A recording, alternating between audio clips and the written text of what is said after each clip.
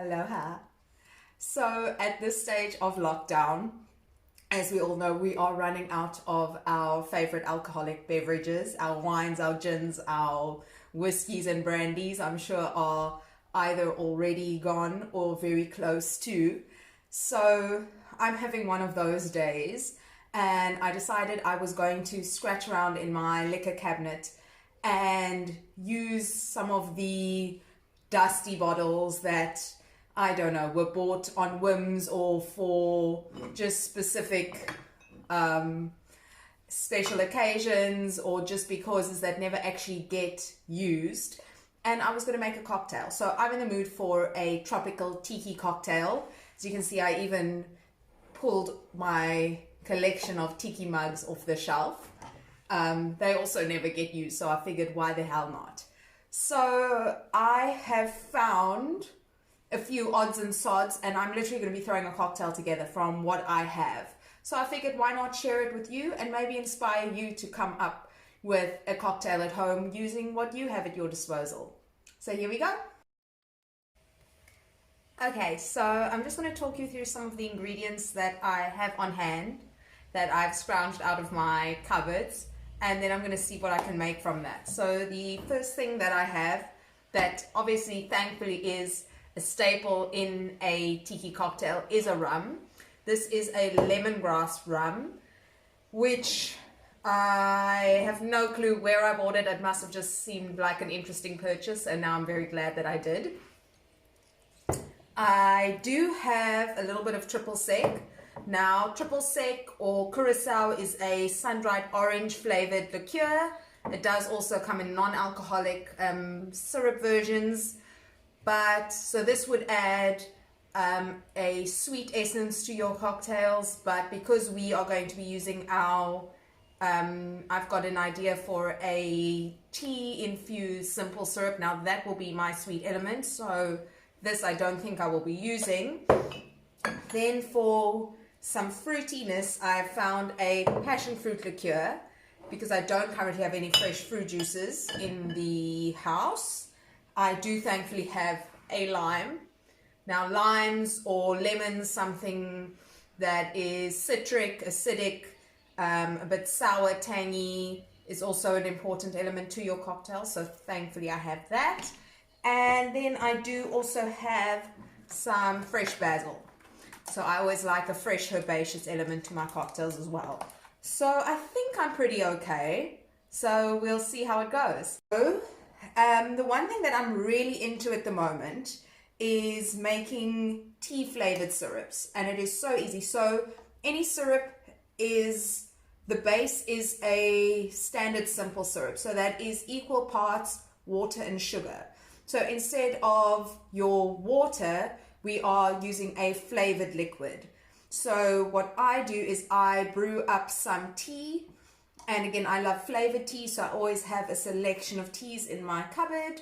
And then you can start adding spices, etc. to it. So one of the, again, very standard featured ingredients in a tiki drink would be falernum. Now, falernum is a Caribbean liqueur or a syrup. Often it is just a non-alcoholic simple syrup, and it features flavors of almond, ginger, lime, clove, allspice, etc. So again, all those really nice spicy tropical flavors that really make a tiki cocktail taste like a tiki cocktail. So I'm kind of doing my cupboard version of that, whatever I was able to find in my cupboard. So what I've done, normally I actually like, although I hate drinking rooibos, I actually like using it as a flavor in cocktails. So I would often use rooibos tea bags to start off my brew. But this time around, just to be a little different, I have a orange and chamomile green rooibos tea bags. So literally all I've done is I've popped a few of these into boiling water. And again, try and think of overdoing the flavor profile. Really, you really want the syrup to pack a flavor punch. So rather too much than too little. So I always add in an extra tea bag or two and as I'm going, I'll taste it. If I feel that it doesn't have enough oomph, I'll actually put it back on the boil and add a few more tea bags. So it can be a process, but obviously I'm just doing a little quick winger today because I need my drink. And then to that, what I managed to find in the cupboard, I found some cloves. I found some fresh star anise. Well, not fresh. I mean dried, but whole, not ground. Found some whole star anise. And I found some cinnamon quills. So I've just put that all together and I've let that steep for a while. And once you feel that that has got enough oomph, what you do is you transfer that to a little saucepan on the stove, and you will add equal parts sugar to that, and you will just let it reduce down. So that is what I'm about to do now. And then once we've completed that step, I'm going to come back and I'm going to finish off my cocktail.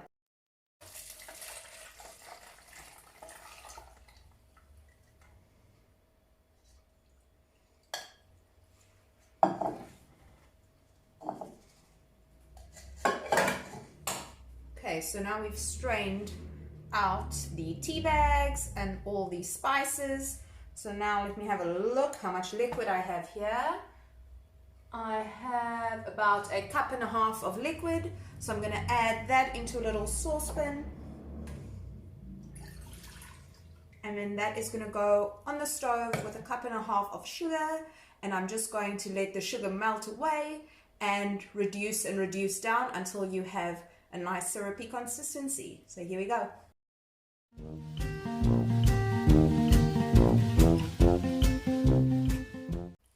Okay, so there you have it.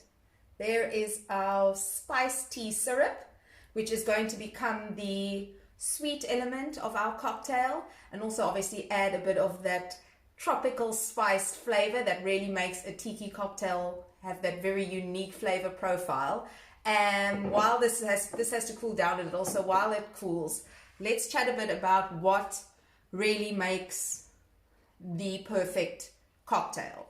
Now, okay, so while my spiced tea syrup is just having a bit of a cool down on the stove, let's talk about actually building a balanced cocktail. So there are 3 kind of elements that really make up a perfectly balanced cocktail, and always imagine it in kind of a little triangle shape. So it is the proof, i.e. the alcohol, the sweet, which would be your sugary, your syrups, juices, whatever it is that is adding a sweet profile to your cocktail. So often that will be something like a triple sec or a curacao. Now, triple sec curacao, that is a sun-dried orange flavored liqueur. In this instance, we're actually using the tea-infused simple syrup as our sugar element. So that means we can eliminate the triple sec from our cocktail. And then your sour, which will be your lime or your lemon. So it's normally you would work on kind of a ratio of 2 parts proof, 1 part sweet, 1 part sour. So that really, if you kind of try and work within those boundaries, it should ensure that you really have a beautifully balanced cocktail, which is what you really want. People often, the one thing I often experience at the restaurant is people that say they can't taste the alcohol in their cocktail. Now that is not the point of a cocktail. If you're tasting the alcohol very strongly in your cocktail, that means that little balance is out.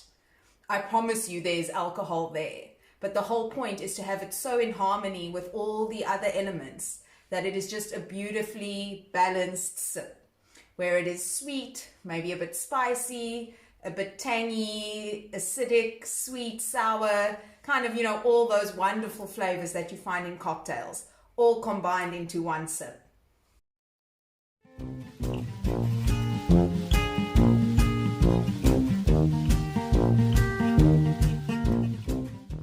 Okay, time to build this cocktail. So I'm going to be shaking this cocktail. So we're going to start building into the cocktail shaker. Let's start off with our rum. So at home I have a very old school vintage cocktail jigger. And this is not your modern day sizing. That is not a 25 and a 50 ml. So don't judge my pour. So I'm going to do a double of my rum. And because I'm at home and because I'm not driving anywhere, I'm going to add some more alcohol. This is a passion fruit liqueur, and this is beautiful. You can see it's got the pips. It almost looks like a passion fruit puree, which is delish. And I want that passion fruit flavor. I think lemongrass, rum, passion fruit, basil, I think that's going to be a really stunning flavor combination. So I'm going to add some of this as well.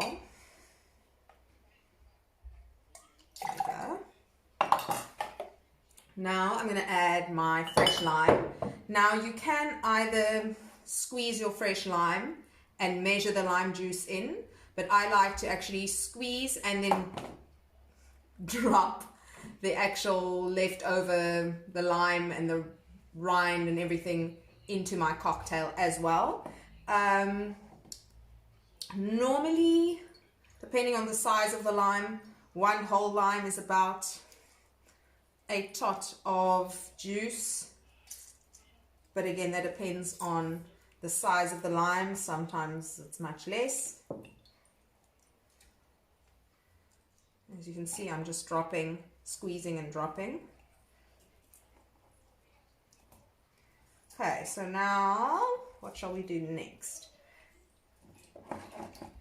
Let's add our homemade spice tea. So this would be the kind of substitute for the falernum. That's going to add our nice tropical spices in here. As I said, so it's a base of brewed orange chamomile rooibos tea, and also infused with cinnamon, clove, and star anise. So let's add a single tot of that. Just for good measure. And then I'm also going to add some fresh basil. I love adding a fresh herbaceous element to my cocktails. Obviously, normally that would be mint in a lot of cocktails. I'm enjoying substituting mint with basil a lot. Obviously, also you can do thyme, you have rosemary. In my garden, I also have pineapple sage. I guess that could have also been a very interesting combination. So we're just going to give that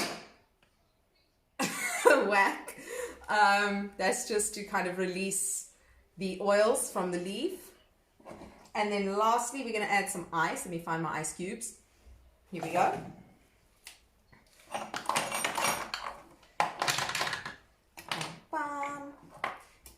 Okay, and then we're going to give it a shake.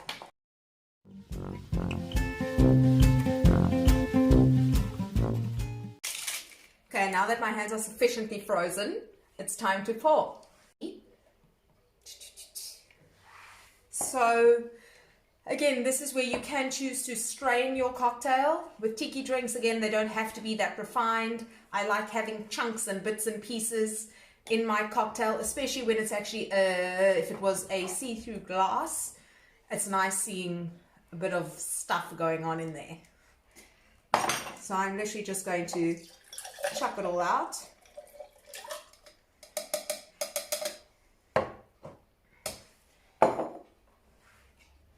Let's add another ice cube or two on top. And then I'm just going to charge that with soda.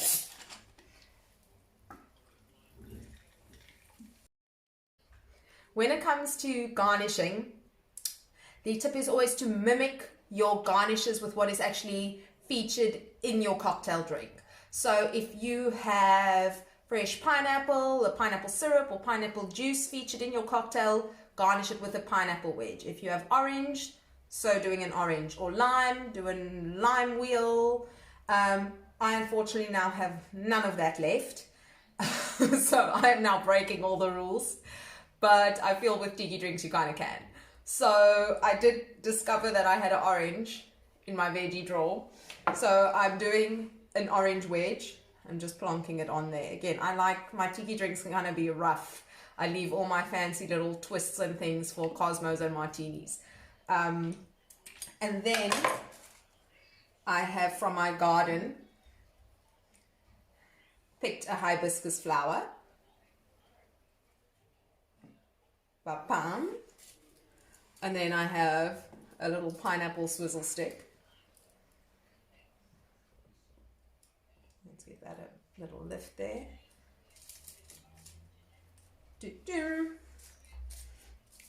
And then, although I don't condone using plastic straws, these have literally been lying at the bottom of my cupboard for 5 years, and I figured rather use it now than throw it away.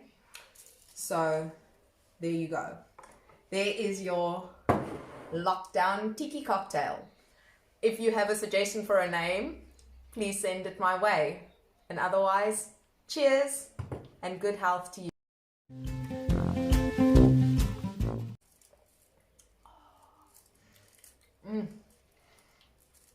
I'm definitely getting the lemongrass through from the rum. And then there's that tart but sweet element from the passion fruit liqueur. I love the little bit of a bubble from the soda water. And then there's that like slight herbaceous element from the basil. Really, really tasty.